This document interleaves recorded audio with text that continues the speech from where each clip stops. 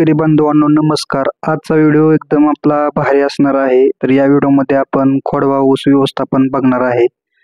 तर पहिल्या सुरुवातीला आपण बघणार आहे की या खोडव्यावर पहिली फवारणी आपण कोणती घेतली होती, त्याचबरोबर पहिला बेसळ डोस कोणता टाकला आहे आणि आता लगेच आपण बगला फोडून घेतोय आपल्या ऊसाच्या, तुम्हाला दिसत असेल. तर याचा आपल्या ऊसावर काय फायदे होणार आहेत ती संपूर्ण माहिती आज आपण जाणून घेणार आहे. तर व्हिडिओ शेवटपर्यंत नक्की बघा. तर सुरुवातीलाच आपला ऊस तुटून गेल्यानंतर आपण या ऊसाचं बुडकं छालून घेतलं होतं. बुडकं छालल्यानंतर आपण ऊसाला आपलं एक पाणी दिलं. त्यानंतर आपण लगेच त्यावर एक पहिली फवारणी घेतली होती. पहिल्या फवारणीमध्ये आपण घेतलं होतं जिब्रेलिक ॲसिड, NPK 13-40-13 आणि चिलेटेड मायक्रोन्यूट्रंट. तर या फवारणीचा व्हिडिओ आपल्या चॅनलवर आहे, तुम्ही नक्की जाऊन बघा. तर या फवारणीचा आपल्याला खूप चांगले रिझल्ट पडलेला आहे. तुम्ही आता बघताय ती फवारणी झाल्यानंतरच बघताय. तर खूप चांगले भारी रिझल्ट आहे. तुम्ही बघू शकता कशा प्रकारे आपला ऊस आलेला आहे. आणि एक पाणी दिल्यानंतर आता आपण कोणतंच पाणी दिलं नाही, डायरेक्ट आता आपण बगला फोडून घेतलेला आहे. आणि बगला फोडण्या अगोदर आपण बेसळ डोस टाकलेला आहे. तर आपण बेसळ डोस कोणता टाकलेला आहे ते जाणून घेऊया. तर बेसळ डोस मध्ये आपण घेतोय 2 युरिया, 2 15-15, 2 सिंगल सुपर फॉस्फेट आणि आपल्या ऊसामध्ये मला झिंकची डिफिशियन्सी आहे माझ्या ऊसामध्ये. तुमच्या ऊसामध्ये फेरसची डिफिशियन्सी असू शकते, तर तुम्ही फेरस सल्फेट घ्या किंवा झिंकची डिफिशियन्सी असेल तर झिंक सल्फेट घ्या. तर झिंक सल्फेट घेतलेला आहे आणि सागरिका घेतलेला आहे मायक्रोन्यूट्रंटच्या जागेवरती.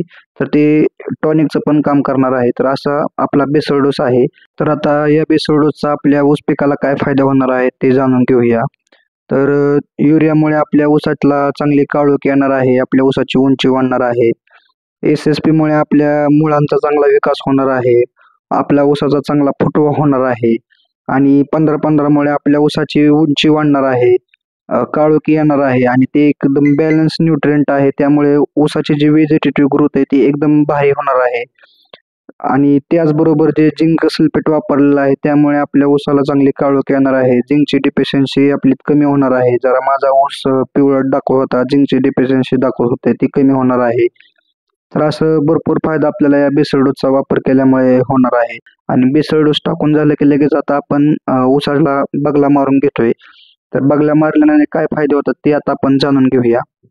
खोडव्या ऊस पिकाच्या ज्या जुन्या मुळ्या आहेत त्या आपण बगला मारल्यानंतर तुटणार आहेत. त्यामुळे आपल्या ऊसाला नवीन मुळे येणार आहेत. नवीन पांढऱ्या मुळांची वाढ चांगली होणार आहे.